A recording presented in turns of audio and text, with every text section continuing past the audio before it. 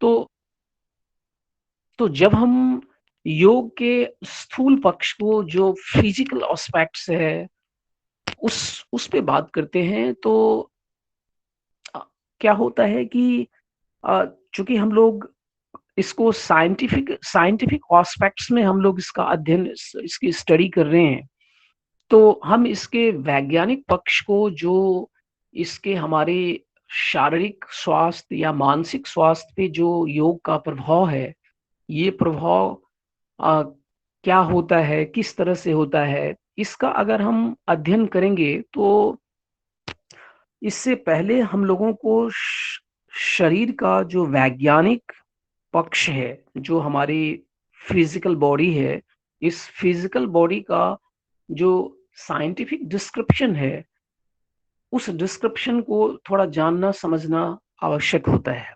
बिना हम शरीर के वैज्ञानिक अध्ययन को जाने हुए, या वैज्ञानिक अध्ययन, सिस्टमेटिक स्टडी किए हुए, हम इसके अध्ययन, योग के प्रभाव को हम ठीक ठीक नहीं समझ पाएंगे। तो यही कारण है, मुख्य कारण यही रीजन है जो आपके सिलेबस में ये मानव शरीर रचना क्रिया विज्ञान को सम्मिलित किया गया है। ये एक आपके कोर्स का एक इंटीग्रल पेपर है। सो आपको क्लियर हुआ कि ये जो पेपर है, इस पेपर का इम्पोर्टेंस आपके कोर्स में क्या है? Why this Yes, sir. Paper, this this content is important in your course, in your syllabus, because the biology, when we study the biology, our different structures and functions of our different organs of the body, जो शरीर के अलग अलग अंग हैं, उसकी रचना क्या है, आकार प्रकार क्या है, उसकी बनावट क्या है, वो कैसे काम करता है, इसको जब तक हम ठीक से समझ ना लें, जान ना लें, तब तक हम योग के प्रभाव को ठीक से नहीं समझ पाएंगे। तो जो इसमें आपके पहले यूनिट में जो टॉपिक है, ये 3 टॉपिक है। पहला टॉपिक जो इसमें है, different systems of human body. दूसरा है cells and tissues and their structure and main functions. तो different systems of the human body, इसके बारे में डिस्कस करने से पहले थोड़ा सा हम लोग दूसरे टॉपिक को पहले डिस्कस करते हैं, जो cells and tissues, their structure and functions. और लास्ट में हम फिर देखेंगे इफेक्ट ऑफ योगिक प्रैक्टिसेस। अब देखो, हम अगर अपने बॉडी को अगर ऑब्जर्व करेंगे, साइंटिफिकली ऑब्जर्व करेंगे, अपने शरीर का अगर निरीक्षण कर देखें, तो शरीर एक बृहद तंत्र के रूप में काम करता है। शरीर क्या है? एक कॉम्प्लिकेटेड ऑर्गेनाइजेशन है। वैज्ञानिक कहते हैं कि शरीर एक ऑर्गेनाइजेशन की तरह है। जैसे एक संगठन होता है, उस संगठन में डिफरेंट लेवल्स होते हैं, लोअर हायर लेवल से लोअर लेवल, या लोअर लेवल से हायर लेवल होता है।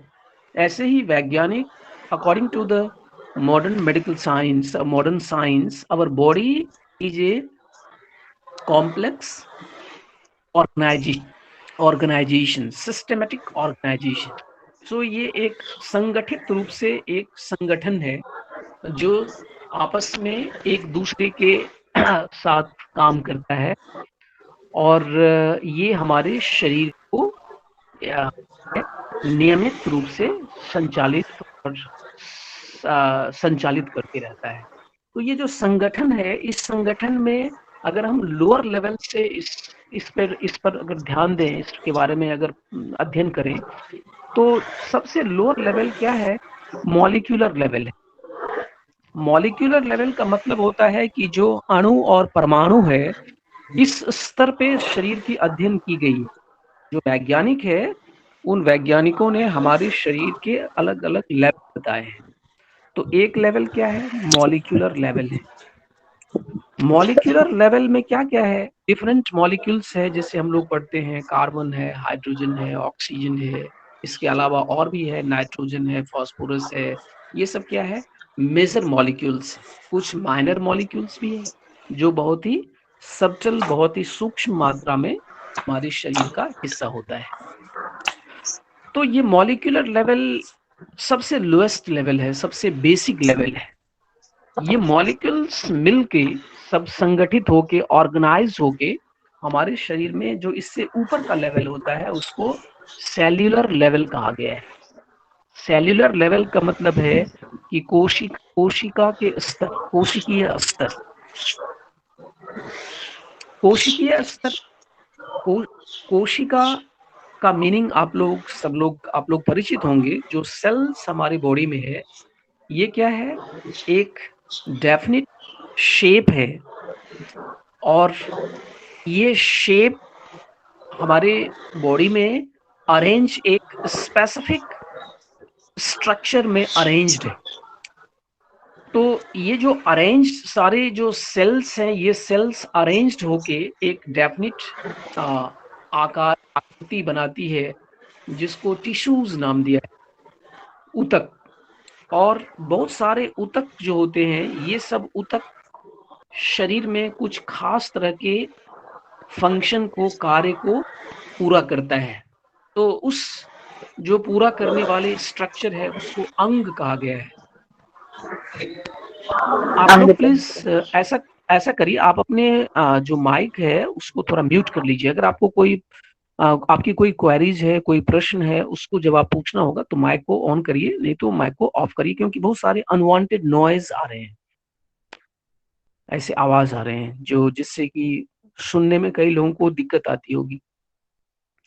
तो अगर आपको कुछ बोलना है, कुछ पूछना है, तो आप अपने माइक को ऑन करिए, नहीं तो आप उसको म्यूट करके रखिए।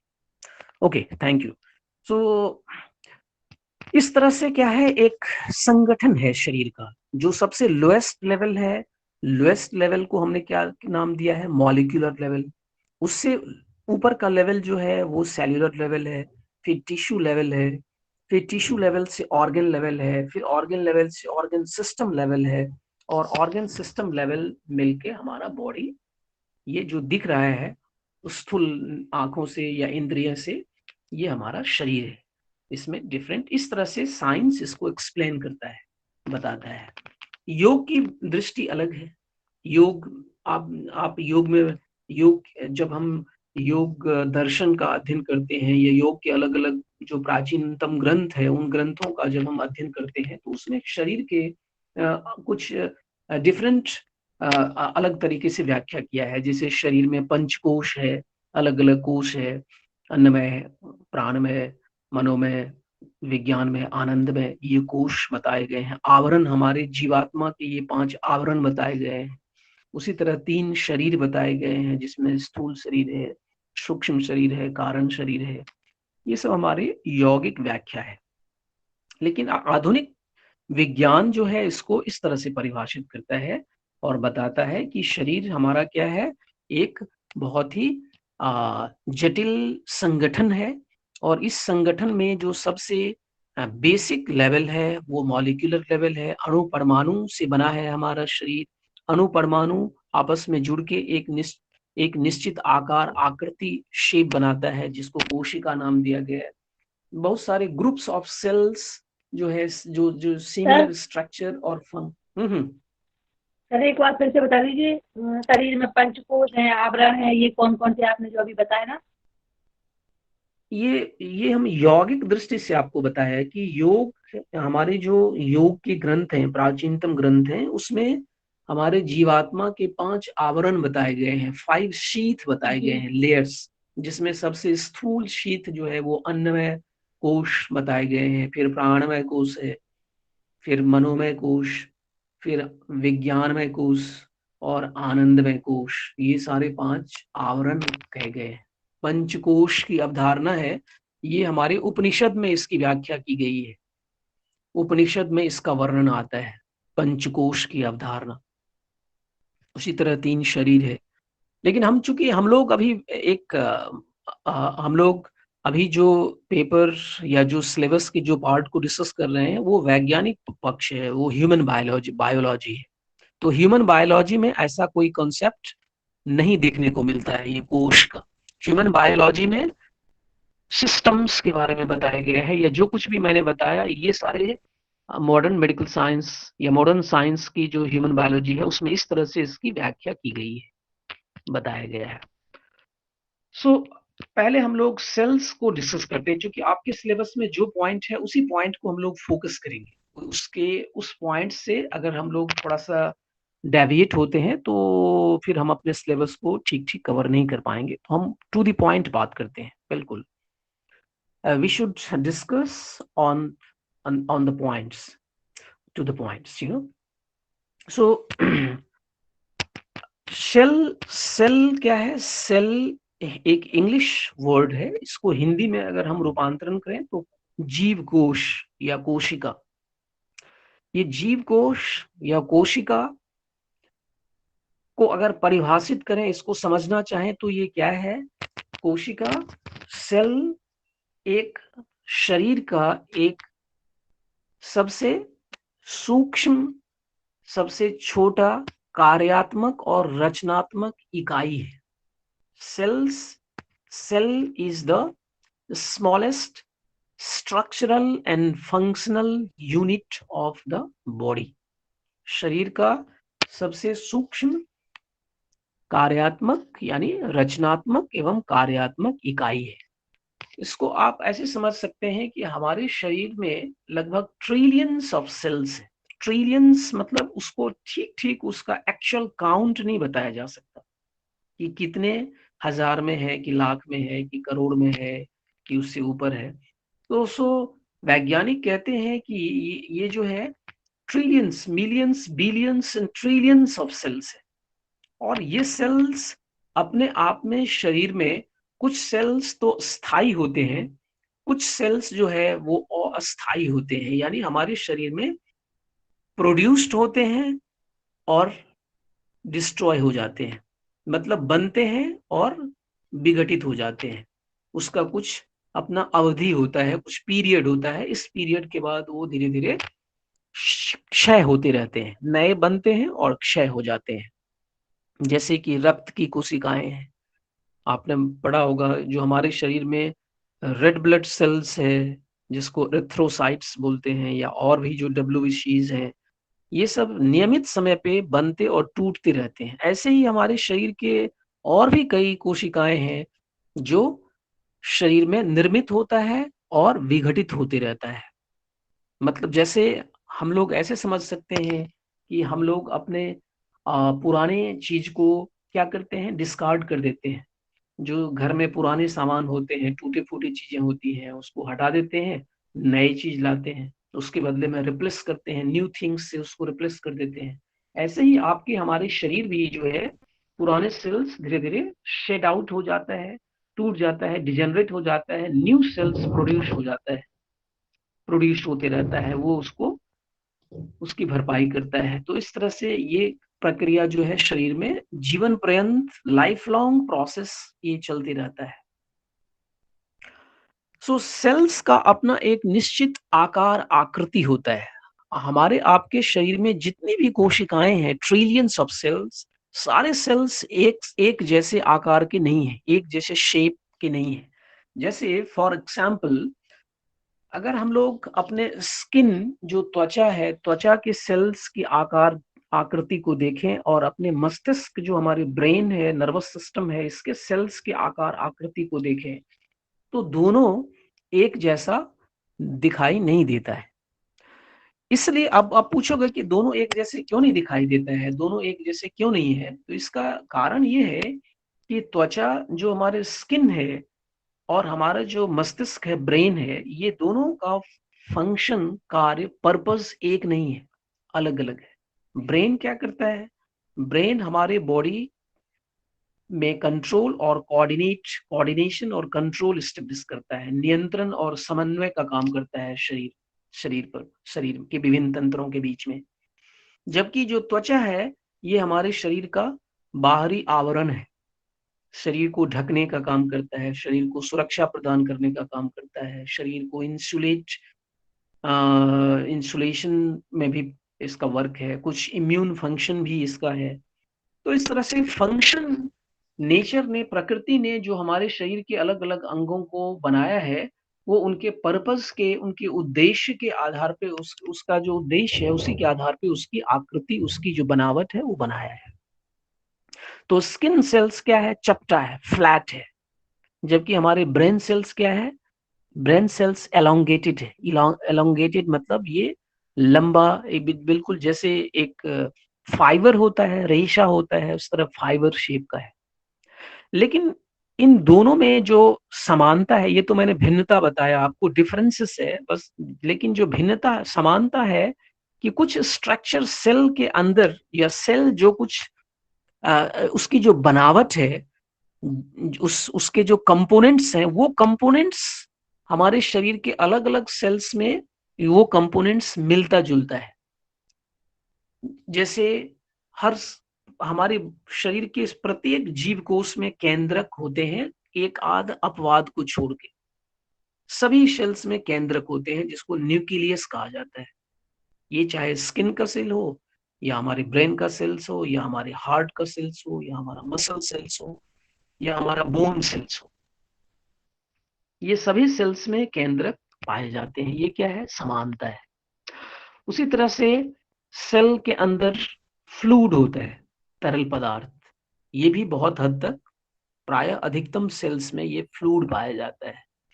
सेल्स जो है, इसका बाहरी आवरण होता है, जो आवरण बाहरी कोशिका को बाहरी वातावरण से अलग करता है, या एक सेल्स का दूसरे सेल्स से कम्युनिकेशन, या सेल्स का जो आउटर एनवायरनमेंट है, उस एनवायरनमेंट से जो सेल्स का कम्युनिकेशन है, जो उसका आदान प्रदान है, उसको स्थापित करता है। ये भी प्राय सभी कोशिकाओं में होते हैं। तो ये सब क्या है? समानताएं हैं एक कोशिका और दूसरे कोशिकाओं के बीच।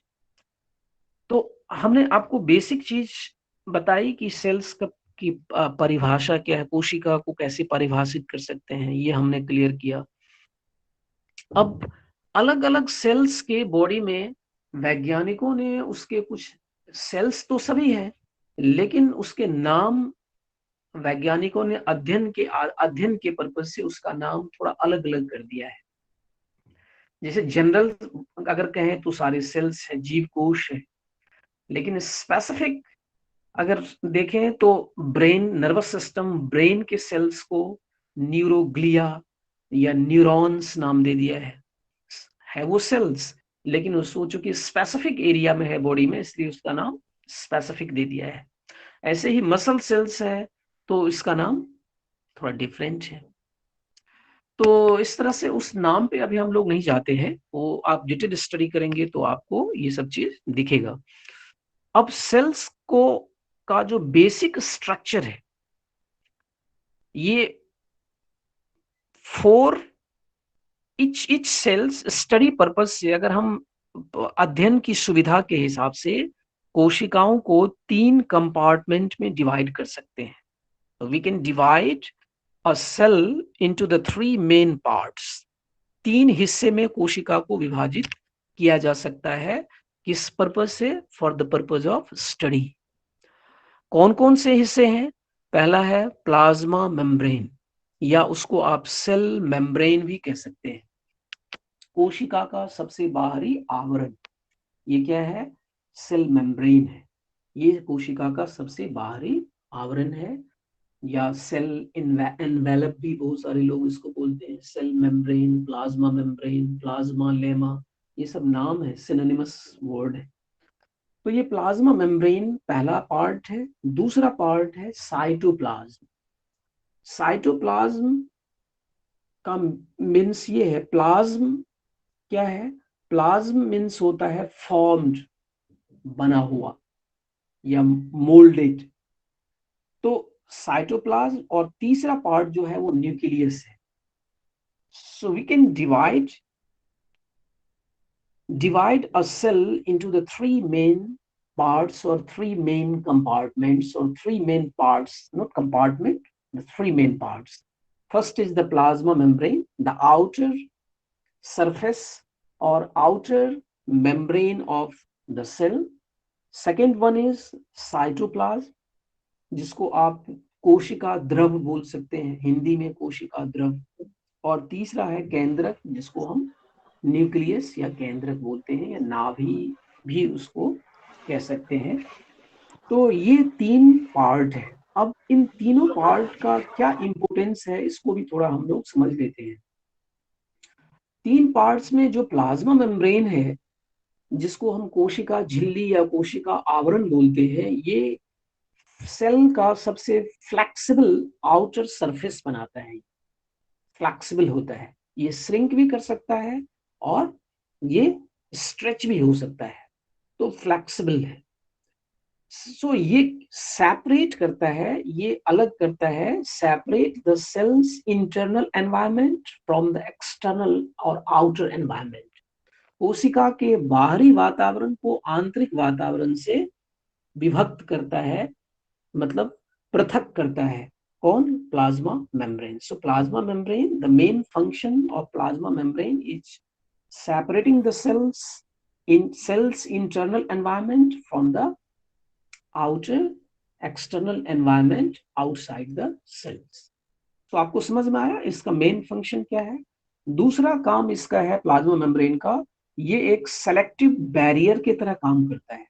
सेलेक्टिव बैरियर का मतलब ये होता है कि ये हमारे सेल के अंदर जो मटेरियल है और बाहर जो मटेरियल है, उस मटेरियल के बीच एक्सचेंज होता है थ्रू द प्लाज्मा मेम्ब्रेन। लेकिन सेलेक्टिव चीज का ही, कोई भी पदार्थ प्लाज्मा मेम्ब्रेन के आर पार नहीं आ सकता है। वो सेलेक्टिव को चयनित चयनित पदार्थ ही उसको आर पार कर सकता है। So it is a selective barrier that regulate the flow of material into and out of a cell. कोशिका के अंदर और बाहर कुछ चयनित पदार्थ का सेल मेम्ब्रेन के थ्रू आदान प्रदान होता है। सो ये जिस एक और तीसरा फंक्शन है कि जो प्लाज्मा मेम्ब्रेन है, ये सेल, ये मैंने शुरू में बताया, ये कम्युनिकेशन का भी रोल प्ले करता है। The plasma membrane also plays a key role in communication between the cell and within the cell especially, so among or between the cell and their external environment। Cell के बाहरी वातावरण और आंतरिक वातावरण के बीच में जो आदान प्रदान होता है, कम्युनिकेशन है, ये होता है, ये क्या है? प्लाज्मा मेम्ब्रेन का कार्य है। दूसरा है साइटोप्लाज्म। दूसरा पार्ट हमने क्या बताया था? कोशिका द्रव, साइटोप्लाज्म। साइटोप्लाज्म ये किस चीज से बना होता है? ये बना होता है मोस्टली इस ये सेल्यूलर कंटेंट इसमें होते हैं, consist of the all cellular content, यानी कोशिका केंद्रक और कोशिका झिल्ली के बीच जो भी पदार्थ है, जो भी पदार्थ उसमें मौजूद है, उस पदार्थ को सम्मिलित रूप से क्या कहा जाता है? कोशिका द्रव या साइटोप्लाज्म। ये साइटोप्लाज्म, ये इसको साइटोप्लाज्म को भी हम ये दो कंपोनेंट्स, इसके दो कंपोनेंट्स होते हैं साइटोप्लाज्म के। अगर साइटोप्लाज्म को हम लोग अध्ययन करें तो इसको हम लोग दो अवयव में विभाजित करते हैं। एक अवयव को साइटोसोल कहा जाता है और दूसरे को ऑर्गेनेल्स कहा जाता है। साइटोसोल का मतलब ये है कि साइटोसोल क्या है? प्लाज्मा, जो साइटोप्लाज्म है उसमें जो तरल भाग है, उसमें जो तरल हिस्सा है, तरल भाग है, उसको क्या बोलेंगे? साइटोसोल। और जो जिसमें कि क्या है? वाटर है, डिसॉल्व सॉलिड है और सस्पेंडेड पार्टिकल्स है। ये क्या बनाता है? साइटोसोल। जैसे कि पानी है, जल की मात्रा है, या उसमें घुले हुए खनिज लवण है, या उसमें जो भी प्रोटीन, कार्बोहाइड्रेट या फैट या अदर मॉलिक्यूल्स है, सस्पेंडेड मॉलिक्यूल्स, पार्टिकल्स, वो सब मिलके क्या बनता है? साइटोसोल। और ये जिसको आच्छादित किए हुए रहता है साइटोसोल, उसको ऑर्गेनेल नाम दिया गया है। द सराउंडेड बाय साइटोसोल और several different types of organelles. जो सेल का अभिन्न हिस्सा होता है, सेल का पार्ट होता है कोशिका का, उसको कहते हैं ऑर्गेनेल्स। उसका उदाहरण क्या है? उसके अलग अलग का फंक्शन होते हैं। जैसे सेल में डाइजेशन है, सेल के अंदर भी रेस्पिरेशन होता है, श्वसन क्रिया होती है, पाचन होता है, परिसंचरण होता है, या और भी क्रियाएं होती है। ये सब क्रियाएं कौन करता है? ऑर्गेनेल्स। तो ये ऑर्गेनेल्स के क्या क्या उदाहरण हैं? जैसे राइबोसोम है, एंडोप्लाज्मिक रेटिकुलम है। राइबोसोम को राइबोसोम की नाम दिया गया है। एंडोप्लाज्मिक रेटिकुलम है, गोल्जी कॉम्प्लेक्स है, लाइसोसोम है, माइटोकॉन्ड्रिया है। ये सब क्या है? These are the example of cell organelles. ये कोशिका के अभिन्न अवयव हैं, और ये कोशिका द्रव में होते हैं और साइटोसोल से कवर्ड होते हैं, और ये अपने स्पेसिफिक फंक्शन करते हैं। तीसरा जो पार्ट हमने बताया था वो क्या है? न्यूक्लियस। न्यूक्लियस, केंद्र। ये सेल का सेंट्रल पार्ट है, और ये मोस्ट इम्पोर्टेंट पार्ट माना जाता है। बहुत ही महत्वपूर्ण हिस्सा इसको माना जाता है। क्यों महत्वपूर्ण माना जाता है? क्योंकि इसी ये हाउसेस, ये जो न्यूक्लियस है, nucleus houses the most of the cells DNA. जो हमारी कोशिका के अंदर में जो, इसको आप ऐसे कैसे ऐसे समझ सकते हो कि जो जेनेटिक मटेरियल होता है, जो सेल के शेप के लिए, हमारे बॉडी के लिए उत्तरदायी होता है, उसको डीएनए कहा गया है। डीएनए मतलब डिऑक्सी राइबोस न्यूक्लिक एसिड।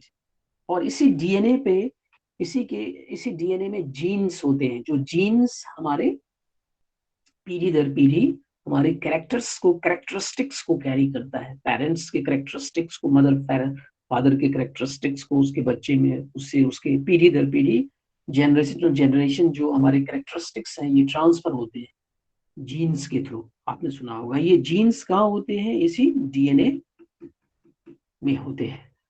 सो इसलिए ये इम्पोर्टेंट है। और ये सेल के रेगुलेशन, ओवरऑल जो रेगुलेशन है, कंट्रोल है, वो होता है न्यूक्लियस के थ्रू। क्योंकि न्यूक्लियस में डीएनए है, और डीएनए क्रोमोजोम्स जो होते हैं ये डीएनए इसके पार्ट होते हैं। So within the cells are the chromosome, and each of which consist of a single molecule of DNA. तो क्रोमोजोम क्या है? स्थूल भाग है, और उसका जो सूक्ष्म पार्ट है वो डीएनए है। उससे भी सूक्ष्म जो है जीन्स है। ये सब मिलके ये बने होते हैं, और ये अपना फंक्शन करते हैं। तो इसलिए ये इम्पोर्टेंट है। तो हम लोगों ने अभी देखा कि सेल का एक आकार प्रकार के बारे में हमने अभी चर्चा किया, संक्षिप्त चर्चा किया, ब्रीफ डिस्क्रिप्शन।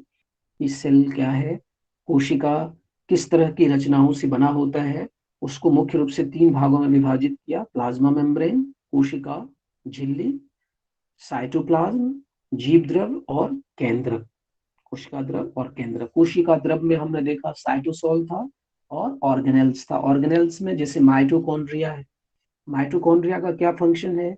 ये हमारे सेल में एनर्जी जनरेट करता है।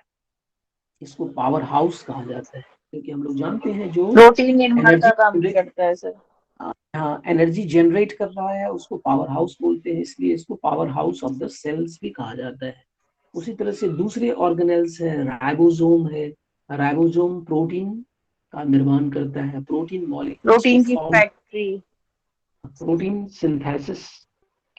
सिंथेसिस करता है। उसी तरह से गोल्जी कॉम्प्लेक्स है, ये पैकेजिंग करता है। कोई भी न्यू मॉलिक्यूल्स जो फॉर्म होता है उसको पैक करके उसको ट्रांसपोर्टेशन का काम करता है। लाइसोसोम डाइजेशन का काम करता है। इंटरनल डाइजेशन जो है, इसमें कुछ एंजाइम्स होते हैं जो डाइजेस्ट करता है। तो इस तरह से सब अपना अपना रोल प्ले करता है सेल्स में। सेल्स के अंदर वो सभी जो इम्पोर्टेंट या हम वाइटल फंक्शंस कह सकते हैं, जो फंक्शंस हमारी बॉडी में हो रहा है, वही फंक्शंस हमारे सेल्स को भी में भी हो रहा है। सेल्स को अलाइव रखने के लिए, जीवित रखने के लिए, उसमें भी श्वसन हो रहा है, उसमें भी डाइजेशन हो रहा है, उसमें भी एनर्जी फॉर्म हो रहा है, मेटाबॉलिज्म हो रहा है, सेल्यूलर मेटाबॉलिज्म। तो ये सब कुछ सेल्स में होता है, और इसी सेल से हमारा बॉडी बना हुआ है। तो ये क्या है, सेल की कहानी है जो हम लोगों ने अभी शेयर किया है। अब हम लोग आते हैं दूसरे पार्ट पे। दूसरा पार्ट है टिश्यूज। ऊतक। ऊतक cells similar the group of similar cells which have हम कह सकते हैं the group of cells which have similar structure and functions is called tissues। कोशिकाओं का ऐसा समूह जो आकार और कार्य में एक रूपता रखता है, समानता रखता है, उसको टिश्यूज नाम दिया है, ऊतक। ये ये कोशिका अकेले आइसोलेट नहीं होती हमारी बॉडी में, ये क्या होती है, ग्रुप में अरेंज्ड होती है, एक समूह में ये व्यवस्थित होता है कोशिका। उसको वैज्ञानिकों ने नाम क्या दिया है, ऊतक। तो जो ऊतक है, ये तो ऊतक की परिभाषा मैंने आपको बताई। अब ये जो ऊतक है, इसकी जो रचना है, बनावट है, इसका जो कार्य है, इसके आधार पे ऊतक को भी क्या है, क्लासिफाई किया गया है। The body tissues can be classified into four major categories or four basic types according to their functions and structures। जो ऊतक हमारे शरीर में जितने भी ऊतक है, इन सभी ऊतक को उसके आकार प्रकार, उसकी बनावट और उसके कार्य प्रणाली के आधार पे वैज्ञानिकों ने उसको चार कैटेगरीज में, चार वर्ग में उसको विभाजित किया है। उसमें जो पहला वर्ग है, पहला क्लास है, उसका नाम एपिथेलियल ऊतक है। EPITHELIAL, एपिथेलियल ऊतक। एपिथेलियल ऊतक की क्या विशेषता है और ये शरीर में कहाँ कहाँ होता है? तो एपिथेलियल ऊतक का जो विशेषता है, ये हमारे शरीर को क्या करता है, कवर्ड करता है। It covers the body surface. ये हमारे शरीर के जो सरफेस एरिया है, जो सतही क्षेत्र है, इसको आच्छादित करने का काम करता है, कवर करने का। जैसे स्किन है, त्वचा है, इसकी जो लेयर है, ये भी क्या है, एपिथेलियल ऊतक का उदाहरण है। तो पहला इसका फंक्शन क्या है, it covers the body surfaces. ये बॉडी सरफेस को, शरीर के आवरण को क्या करता है, आच्छादित करता है। दूसरा फंक्शन है, it lines the hollow organs. हमारे शरीर के अंदर जो ट्यूबुलर पार्ट है, जैसे ब्लड वेसल्स है, उसके अलावा हमारी डाइजेस्टिव सिस्टम है, जिसमें कि हमारा स्टोमक है, इसोफेगस है, स्टोमक है, इंटेस्टाइन है, ये सब का जो आंतरिक जो लेयर है, जो हॉलो ऑर्गन्स जितने भी है, इसकी जो इंटरनल लेयर्स है, या जो बॉडी कैविटीज है, हमारे शरीर के अंदर में जो खाली जगह है, जिसको हम बॉडी कैविटीज बोलते हैं, जैसे एब्डोमिनल कैविटी, चेस्ट कैविटी, ऐसे पैल्विक कैविटी, ये जो कैविटीज है, खाली जगह है, इसको भी ये आच्छादित करता है, लाइंड करता है, लाइनिंग बनाती है, इसके आंतरिक लाइनिंग बनाता है यही tissue. It also forms the glands. और जो हमारे शरीर के ग्लैंड्स हैं, ग्रंथियां हैं, चाहे वो अंतःस्रावी ग्रंथियां, बाह्य स्रावी ग्रंथियां हैं, जैसे लार ग्रंथि है, या पाचन ग्रंथियां हैं, पसीने की ग्रंथियां हैं, या वैक्स ग्लैंड है, ये जितने भी ग्लैंड्स हैं, ये ग्लैंड्स को भी कौन ऊतक बनाता है, किससे बना होता है, यही एपिथेलियल ऊतक से। तो एपिथेलियल ऊतक आपको समझ में आ गया होगा कि एपिथेलियल ऊतक क्या है, स्थूल प्रकार का ऊतक है, और इसका मुख्य कार्य क्या है, ये हमारे शरीर को बाहरी आवरण प्रदान करता है। और जो आंतरिक, हमारे शरीर के आंतरिक अंग है, खास करके ऐसे अंग जिसमें कुछ निर्वात जगह है, खाली जगह है, या आंतरिक सतह है, जैसे कि हमने श्वसन तंत्र है, पाचन तंत्र है, या हमारी वक्ष गुहा है, उदर गुहा है, या हमारी जो यूरिनरी ब्लैडर है, या यूरेथ्रा है, ये सब जो ट्यूबुलर पार्ट है, इसकी आंतरिक लाइनिंग, इंटरनल लाइनिंग बनाने वाली जो ऊतक है उसका नाम क्या है? एपिथेलियल ऊतक। तो समझ में आया आपको? हम लोग चलते हैं सेकेंड टाइप पे। सेकेंड टाइप का नाम है कनेक्टिव टिश्यू। कनेक्टिव टिश्यू या इसको आप संयोजी ऊतक कह सकते हैं। कनेक्ट मतलब संयोजन करना, इसका नाम ही है कनेक्टिव, मीन्स ये कनेक्ट कर रहा है एक दूसरे के साथ। सो कनेक्टिव टिश्यू या संयोजी ऊतक के बारे में हम लोग अब बात करते हैं। संयोजी ऊतक क्या है? संयोजी ऊतक का क्या इंपोर्टेंस है हमारी बॉडी में, क्या महत्व है? ये हमारे सबसे पहला इंपोर्टेंस क्या है? ये it protects and support the body and it's organs. ये हमारे शरीर और हमारे शारीरिक अंगों को क्या करता है? सुरक्षा देता है और सपोर्ट करता है। ये सपोर्टिव स्ट्रक्चर है। जैसे उदाहरण से आप समझिए, फॉर एग्जाम्पल बोन्स, हड्डी क्या है? कनेक्टिव टिश्यू का एग्जाम्पल है। हड्डी क्या करता है? आपके हमारे शरीर में हमारे बॉडी को सपोर्ट करता है, सपोर्टिव स्ट्रक्चर है। अगर बोन्स, उसी तरह से बोन्स के अलावा लिगामेंट्स है, टेंडन्स है, ये सभी specific type of connective tissue है। सुरक्षा कौन देता है? जैसे ब्लड है, WBCs है, RBCs है, ये सब क्या करता है? आपके बॉडी को प्रोटेक्ट करता है from the bacteria, viruses and other pathogens. तो पहला फंक्शन क्या है? Protects and supports the body and it's organs. तो कनेक्टिव टिश्यू क्या कर रहा है? हमारे आपके शरीर को सुरक्षा प्रदान करता है और उसको सहारा प्रदान करता है, सपोर्ट देता है। अब जो कनेक्टिव टिश्यू है, ये क्या करता है? शरीर के अलग अलग हिस्से को आपस में बांधने का काम भी करता है, जोड़ने का काम भी करता है। So various types of connective tissue bind organs together. अलग अलग अंगों को आपस में जोड़ता है, बांधता है। जैसे हमारा ज्वाइंट्स है, हड्डी जहां पे आपस में जुड़ती है एक दूसरे से, जंक्शन है, उसको ज्वाइंट्स कहते हैं। वहां पे इसको बांधने का काम जो है, जो फाइबर्स होते हैं, लिगामेंट्स है, टेंडन्स है, ये सब जो है, ये क्या करता है? जॉइंट्स फॉर्मिंग स्ट्रक्चर है। तो ये कनेक्ट करता है। तो ये किसका उदाहरण है, किसका एग्जाम्पल है? कनेक्टिव टिश्यू का। कनेक्टिव टिश्यू एनर्जी भी स्टोर करता है, store energy reserve as fat.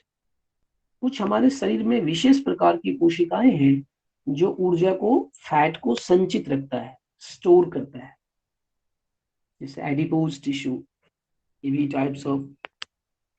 तो ये एनर्जी को भी स्टोर करता है। और दूसरा क्या करता है? इट हेल्प्स और help provide the immunity to disease causing organism. जैसे अभी हमने बताया था उदाहरण शुरू में आपको, ये हमारे शरीर को रोग प्रतिरोधी क्षमता भी प्रदान करता है। जैसे रक्त है या लिम्फ है, ये सब क्या है? संयोजी ऊतक का उदाहरण है। ये हमारे शरीर को सूक्ष्म रोगाणु से, कीटाणु से बचाता है। तो ये कनेक्टिव टिश्यू के उदाहरण। कनेक्टिव टिश्यू के एग्जाम्पल क्या है? अभी हमने बताया, ब्लड है, लिम्फ है, बोन्स है, लिगामेंट्स है, टेंडन्स है, कुछ फैट टिश्यूज है।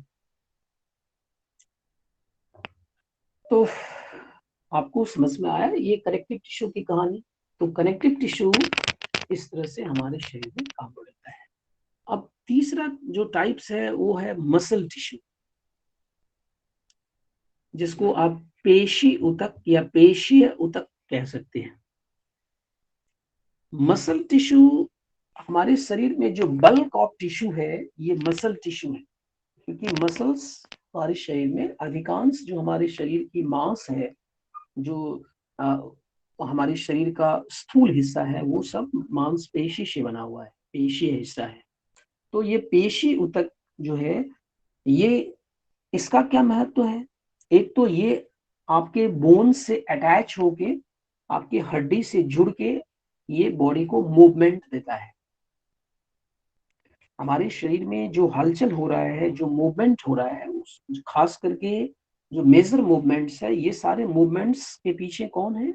मसल्स। मसल ही इसको मूवमेंट्स को करता है, मूवमेंट्स के लिए रिस्पॉन्सिबल है। और दूसरा है it muscle tissue generates the physical force. जो अभी हमने बात की, जो फोर्स है, जो फिजिकल फोर्स है, ये जनरेट करता है। और इसी फिजिकल फोर्स के कारण हमारी बॉडी में मूवमेंट होता है। चाहे आप खाना खाते हो तो भोजन को चबाते हो मुंह में, तो चबाते समय जो आपकी जबड़े, जो जॉज हैं, ये मूवमेंट होता है, ये भी मसल के मूवमेंट के कारण। मसल जो फोर्स क्रिएट करता है, फिजिकल फोर्स, यही फोर्स के कारण हमारे मूवमेंट दोनों जॉज में, लोअर जॉज में मूवमेंट होते हैं, या बॉडी में कोई भी मूवमेंट है, फिजिकल मूवमेंट है, ये क्या है? मसल की जो एनर्जी है, ये एनर्जी की वजह से ये मूवमेंट होता है। मसल्स में एक यूनिक एबिलिटी होती है कि ये क्या करता है? केमिकल एनर्जी को फिजिकल एनर्जी में कन्वर्ट करता है, मैकेनिकल एनर्जी में कन्वर्ट कर देता है। जो रासायनिक ऊर्जा है उसको यांत्रिक ऊर्जा में बदल देता है, और इसके बाय प्रोडक्ट के रूप में हीट जनरेट होता है। जैसे आप अगर बहुत रिगरस एक्सरसाइज करोगे तो आपके शरीर से पसीने आ जाएंगे, आपको गर्मी लगेगी, पसीने आएंगे। क्यों?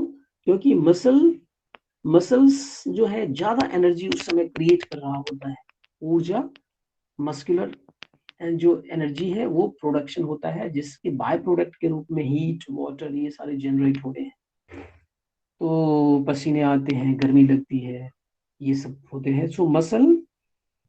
So it makes the body structure. ये हमारी बॉडी स्ट्रक्चर जो है, स्ट्रक्चर्स जो मूव करता है हमारी बॉडी में, जितने भी मूवमेंट है, physical movement, due to the muscular movement, ये सारे मस्कुलर मूवमेंट है, फिजिकल फोर्स, मसल के फिजिकल फोर्स के कारण ये सब मूवमेंट होता है। और लास्ट जो फोर्थ टिश्यूज है, ये फोर्थ टिश्यू का नाम है नर्वस टिश्यू, तंत्रिका ऊतक।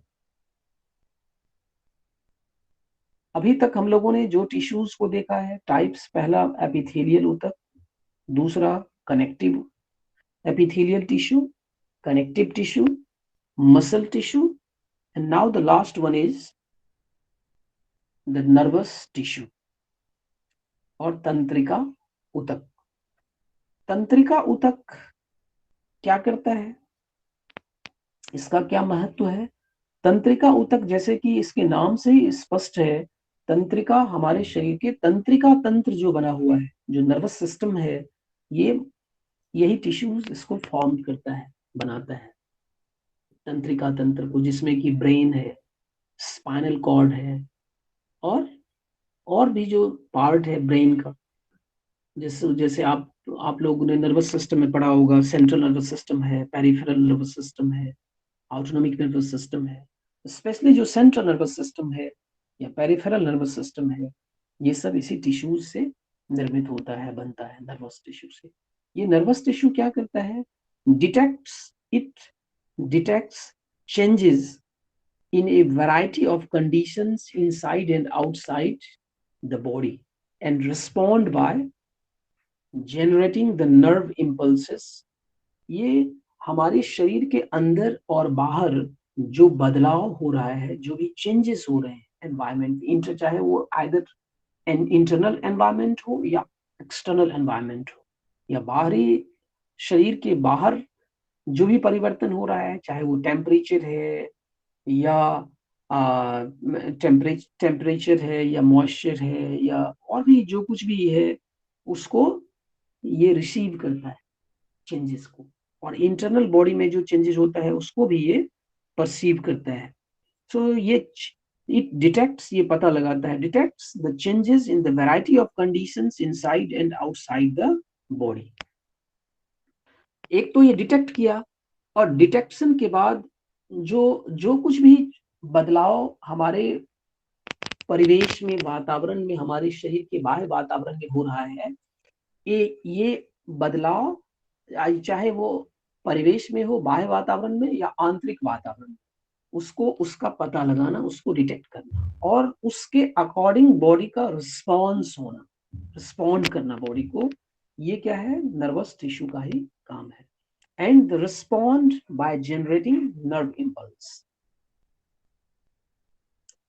तो जैसे कि आजकल समर सीजन है, गर्मी है, अगर बहुत ज्यादा मॉइस्चर है, ह्यूमिडिटी है एनवायरनमेंट में, एटमॉस्फेयर में, गर्मी है, तो आप देखते हैं शरीर से पसीना आ जाता है, शरीर में गर्मी होती है, पसीना आता है। ये क्या है, हमारे नर्वस सिस्टम ही ऐसा रिस्पॉन्स करता है। नर्वस सिस्टम डिटेक्ट करता है कि टेम्परेचर ज्यादा है, तो बॉडी से हीट, बॉडी हीट को रिलीज करने के लिए स्वेटिंग होता है।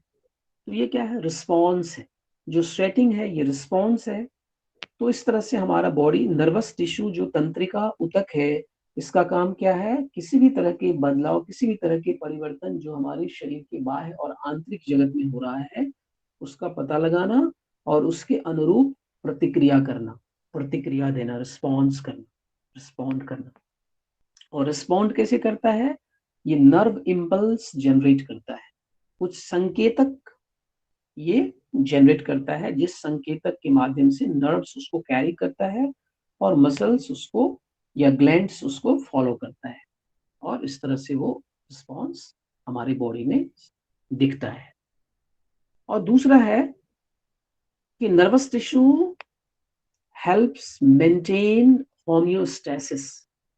हमारे आपके शरीर में जो होम्योस्टेसिस, जिसको हम हिंदी में कह सकते हैं साम्यावस्था, जो शरीर, हमारी शरीर क्या है, एक साम्य अवस्था में है। जब आप रिलैक्स होते हो, रेस्ट के कंडीशन में होते हो, शिथिल हो, शांत हो, तो आपका शरीर क्या है, आपका होम्योस्टेसिस मेंटेन्ड है। कभी कभी होम्योस्टेसिस डिस्टर्ब हो जाता है। होम्योस्टेसिस का मतलब होता है साम्य स्थिति, हार्मनी। होम्योस्टेसिस को दूसरे वर्ड में हम हार्मनी भी कुछ कह सकते हैं। हार्मनी का मतलब इक्वल स्टेज।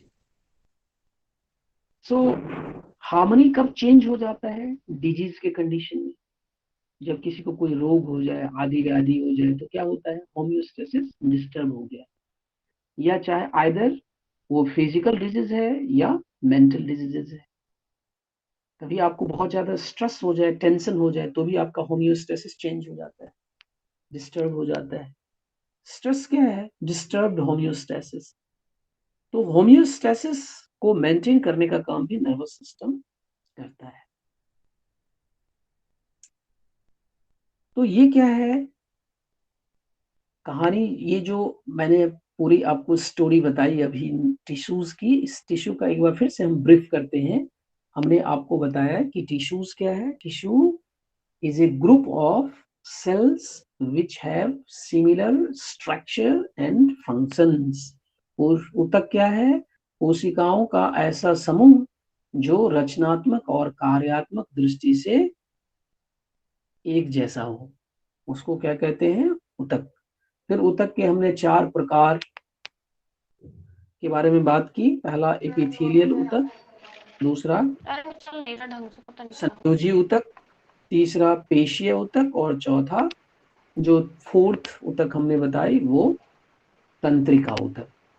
ये तंत्रिका ऊतक ये कहाँ होते हैं, ये क्या करते हैं, इसका क्या इम्पोर्टेंस है, ये भी हमने आपसे शेयर किया। एपिथेलियल टिश्यूज था, ये सरफेस, हमारी बॉडी का सरफेस एरिया को कवर करता है। और हमारे इंटरनल ऑर्गन्स जो होते हैं, शरीर की जो आंतरिक वातावरण होता है, आंतरिक वातावरण नहीं, आंतरिक अंगों की लाइनिंग बनाता है, ये होता है। कनेक्टिव टिश्यू क्या करता है, एपिथेलियल जो है ये बैंड्स भी बनाता है। हमारे शरीर में जो मुख्य ग्रंथियां हैं, उन ग्रंथियों को भी, वो ग्रंथियां भी एपिथेलियल ऊतक से ही निर्मित होते हैं। कनेक्टिव टिश्यू के बारे में हमने बताया कि ये प्रोटेक्ट करता है बॉडी को, सुरक्षा देता है और सहारा देता है। और ये ऑर्गन्स, बॉडी ऑर्गन्स को सपोर्ट करता है, बहुत सारे अंगों को आपस में जोड़ता भी है। कनेक्ट करता है, संयोज एनर्जी स्टोर करता है, और हमारे इम्यून सिस्टम इम्यूनिटी में ये एक सहयोगी होता है और शरीर को सूक्ष्म रोगाणुओं से बचाता है। मसल टिश्यू के बारे में बताया कि ये मसल टिश्यू क्या है, ये फिजिकल फोर्स जनरेट करता है और इसकी वजह से हमारे शरीर में मूवमेंट होती है। और नर्वस टिश्यू के बारे में बताया, नर्वस टिश्यू जो संयोजी ऊतक है, ये हमारे शरीर में क्या करता है, ये हमारे शरीर के बाह्य और आंतरिक वातावरण में होने वाले जो चेंजेस हैं, जो परिवर्तन है, उसका पता लगाकर उसके अनुरूप प्रतिक्रिया शरीर को उसके प्रति प्रतिक्रिया देता है, प्रतिक्रिया के लिए तैयार करता है और शरीर में एक सामंजस्य स्थापित करता है, होमियोस्टेसिस मेंटेन रखता है। तो ये क्या है, ब्रीफ डिस्क्रिप्शन है टिश्यूज का। नाउ अब हम लोग बात करते हैं ऑर्गेन्स का। लास्ट में है different systems of human body. तो डिफरेंट सिस्टम्स के बारे में बात करते हैं। सिस्टम क्या है, जैसे कि अभी हमने टिश्यूज के बारे में बात करी, तो जो टिश्यूज होते हैं, ये टिश्यूज से टिश्यूज किसको फॉर्म करता है, ऑर्गेन को, अंग को। अलग अलग अंग हमारे शरीर में है, जैसे पाचन तंत्र में अलग अलग अंग है, भोजन की नली है, आमाशय है, छोटी आंत है, बड़ी आंत है, ये सब क्या है, अंग है। ये सब स्पेसिफिक टिश्यूज से बना हुआ है और ये सारे अंग आपस में एक शरीर में एक निश्चित कार्य को संपादित करता है, एक स्पेसिफिक फंक्शन को कंप्लीट करता है या उसको रेगुलेट करता है, तो उसको सिस्टम्स बोलते हैं। तो सिस्टम्स, आपके जो सिलेबस है उसमें सिस्टम के बारे में दिया हुआ है, तो हम लोग अभी सिस्टम्स को देखते हैं।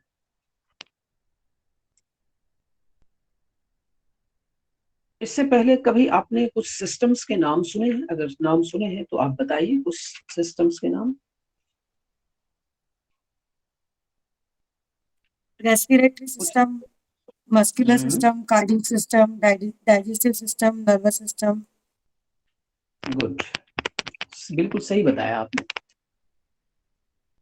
सो अब हम लोग बात करते हैं जो हमारी बॉडी के मेजर सिस्टम्स हैं, उस सिस्टम्स के बारे में। सिस्टम क्या है, जैसे हमने लेवल पर अभी शुरू में हमने चर्चा करी थी कि बॉडी एक ऑर्गेनाइजेशन है। इसमें जो लोअर लेवल है वो मॉलिक्यूलर लेवल है, फिर सेल्यूलर लेवल है, फिर टिश्यू लेवल है, फिर ऑर्गन लेवल है, फिर सिस्टम लेवल है। तो अभी आपके सिलेबस में सिस्टम लेवल है। तो सिस्टम क्या है, the next level of the structural organisation in the body. हमारे शरीर का ऑर्गन्स लेवल के बाद जो नेक्स्ट लेवल है वो सिस्टम लेवल है।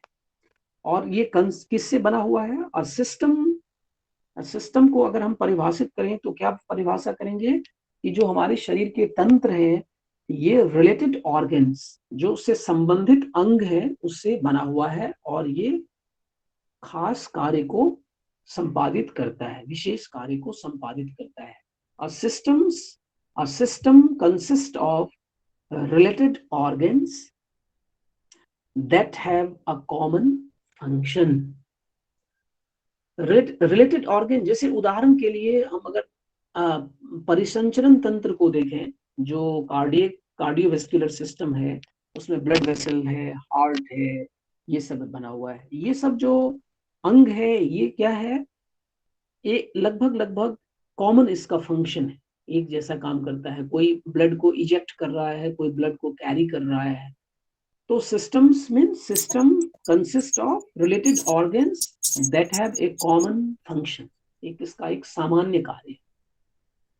एग्जाम्पल, डाइजेस्टिव सिस्टम, ये क्या करता है, जो अगर आप डाइजेस्टिव सिस्टम के बिगिनिंग से लेके एंड तक देखेंगे तो इसका काम, इसका क्या कार्य है, ये भोजन को ब्रेक करता है, जो खाना आप खाते हो, which break down and absorb the food. खाने को पचा ब्रेक करता है, फिर उसको डाइजेस्ट करता है, एब्सॉर्ब करता है।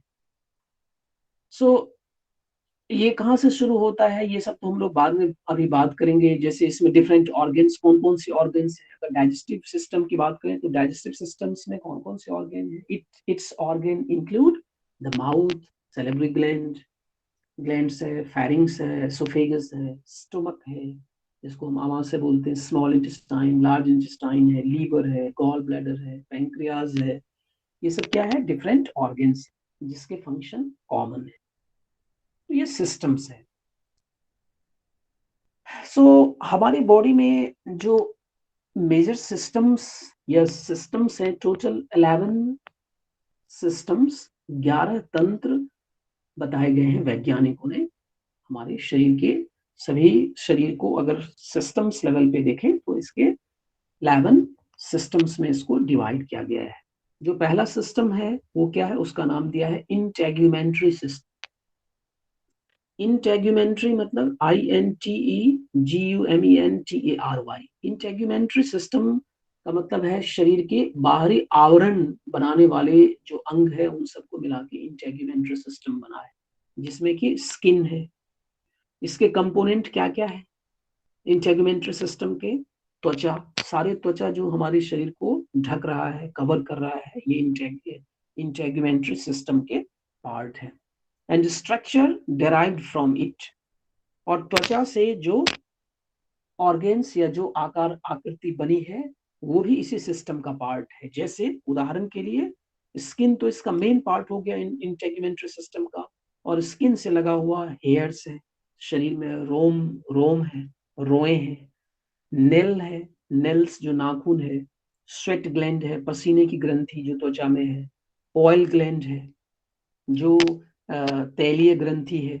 ये सब क्या है, part of the integumentary system. इसका कार्य क्या है इंटेग्यूमेंट्री सिस्टम का? ये प्रोटेक्ट करता है, शरीर को सुरक्षा देता है, और protects the body and helps to regulate the body temperature. जैसे बॉडी टेम्परेचर रेगुलेट करने में भी इसका रोल होता है। त्वचा क्या करता है, आपके शरीर के तापमान को नियंत्रित करने में या उसको नियमित करने में अपनी भूमिका निभाता है। जैसे गर्मी के दिनों में शरीर का तापमान बढ़े तो उसको शरीर से बाहर निकालना, ठंड में टेम्परेचर को प्रिवेंट करना। तो ये protects the body, regulates the body temperature, eliminates some waste. कुछ शरीर के जो उत्सर्जी पदार्थ है उसको भी शरीर से बाहर एक्सपेल करता है।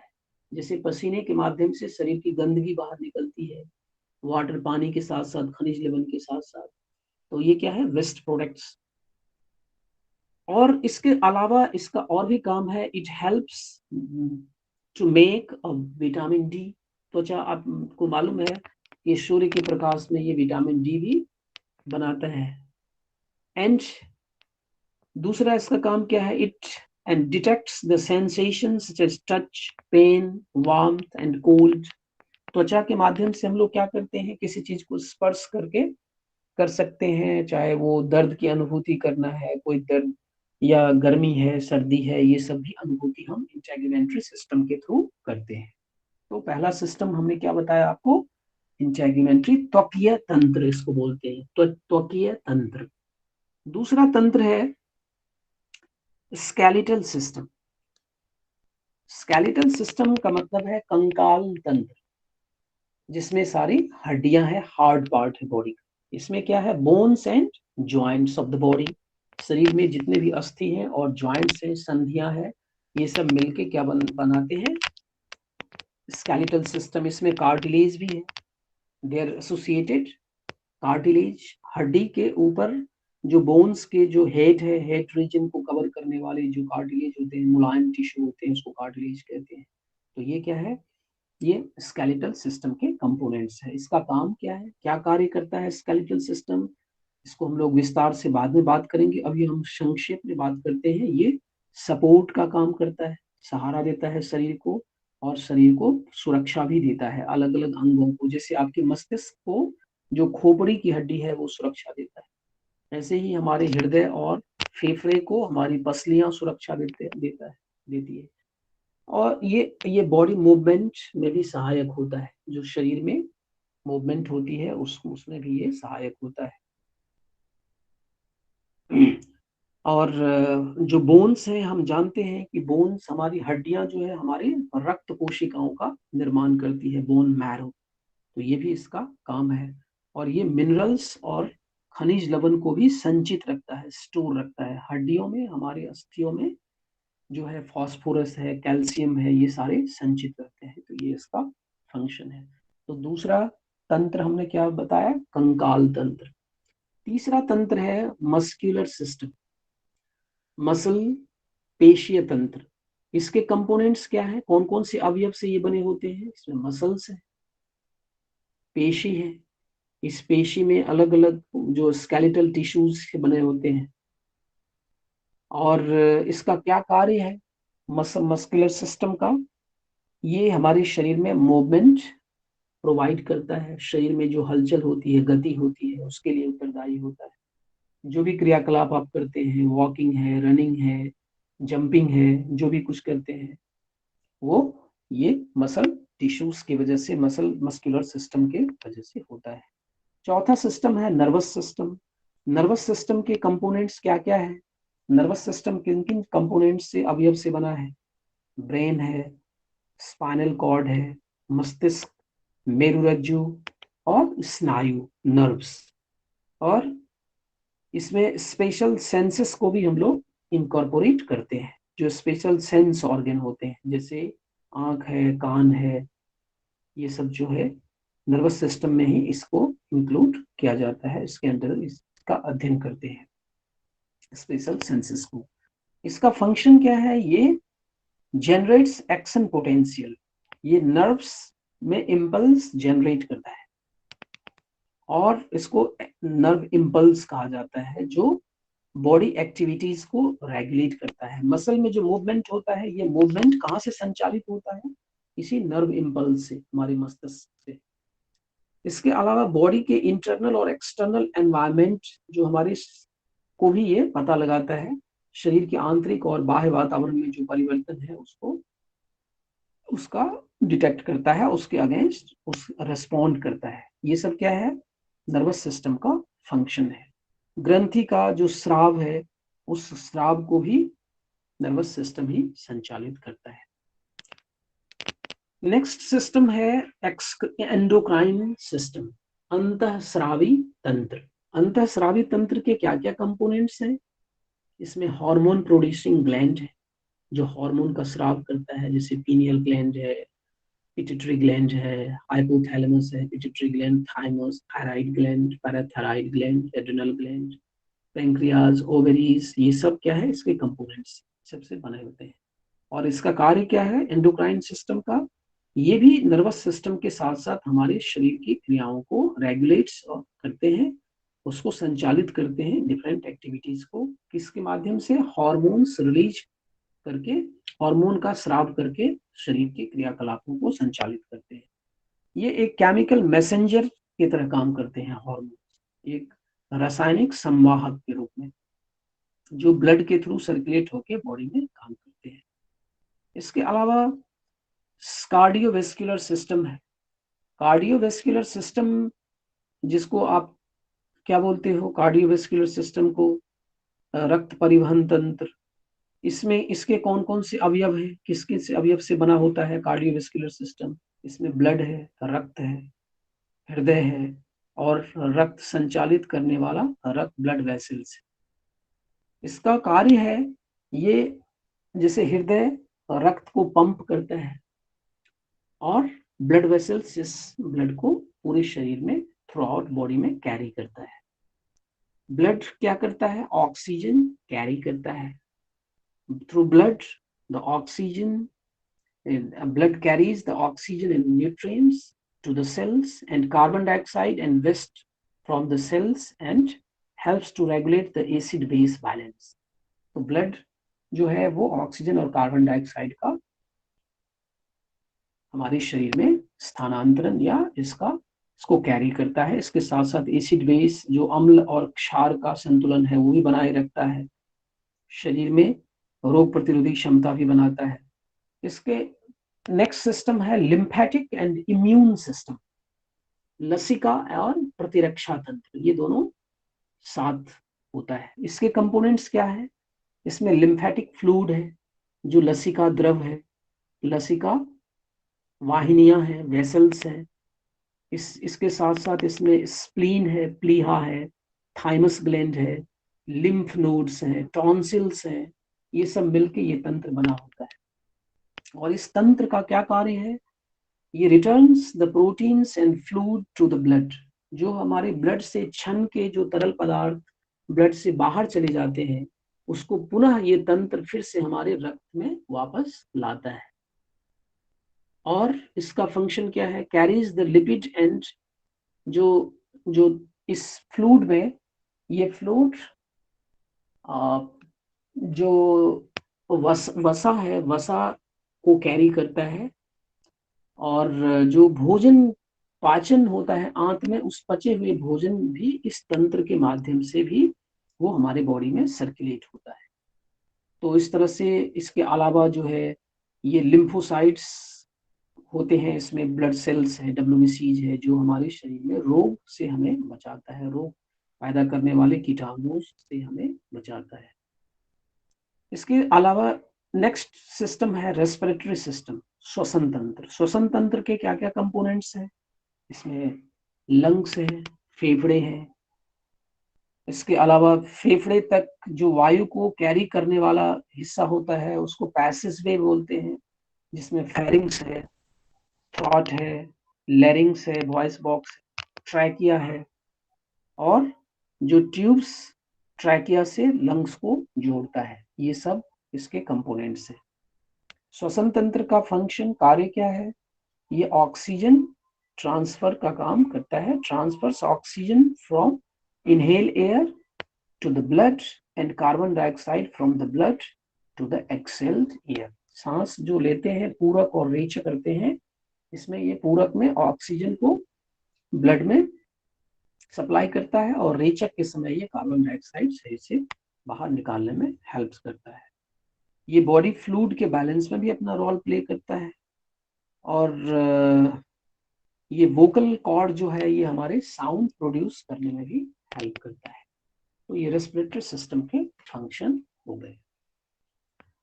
नेक्स्ट सिस्टम डाइजेस्टिव सिस्टम है। डाइजेस्टिव सिस्टम्स के बारे में मैंने अभी बात कर ली है, हम लोगों ने अभी बात करी थी कि इसके कंपोनेंट्स, अलग अलग कंपोनेंट्स हैं। जितने भी हमारे पाचन तंत्र का शुरू से लेकर अंत तक, फ्रॉम माउथ टू एनस, ये सारे पाचन तंत्र के का कंपोनेंट्स हिस्सा है।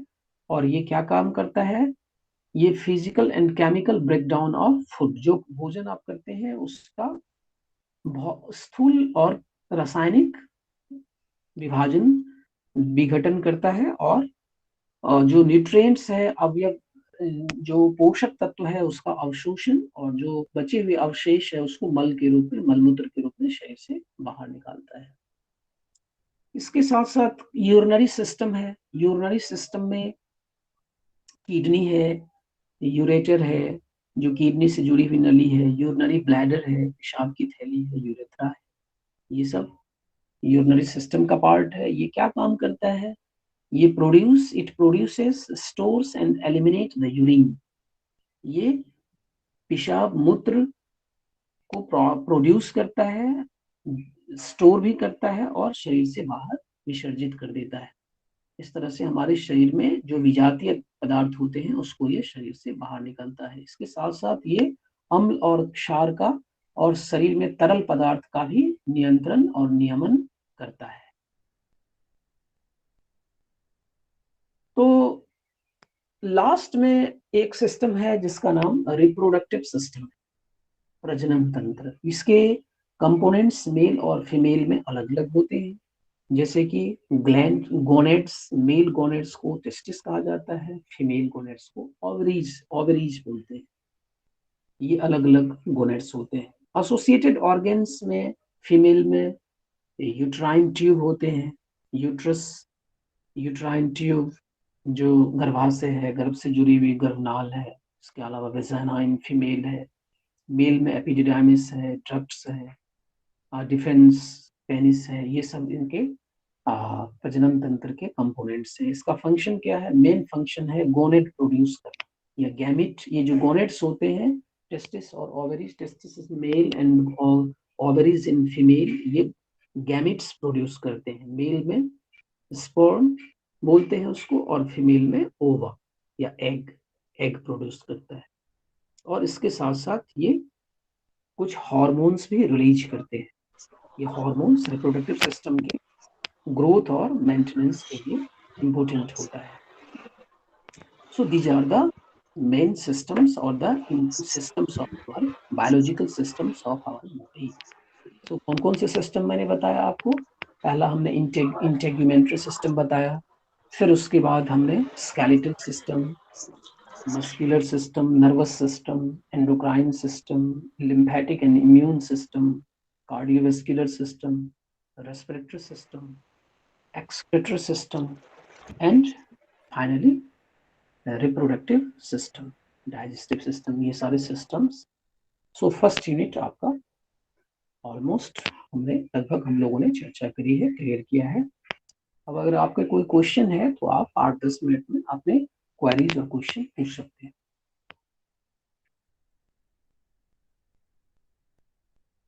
अब एक चीज और छूट गया है, इफेक्ट ऑफ यौगिक प्रैक्टिसेस। ये यौगिक प्रैक्टिसेस को हम अभी नेक्स्ट जो हमारा यूनिट है उसमें हम लोग बारी बारी से बात करेंगे। क्या है कि देखो, योग जो है ये मॉडर्न मेडिसिन के जैसे काम नहीं करता। जैसे मॉडर्न मेडिसिन में क्या है कि आपको कोई स्पेसिफिक प्रॉब्लम है तो उसके लिए स्पेसिफिक दवा है। जैसे कि हेडेक है तो हेडेक के लिए दवा है, आप खाएंगे तो हेडेक कम होता है।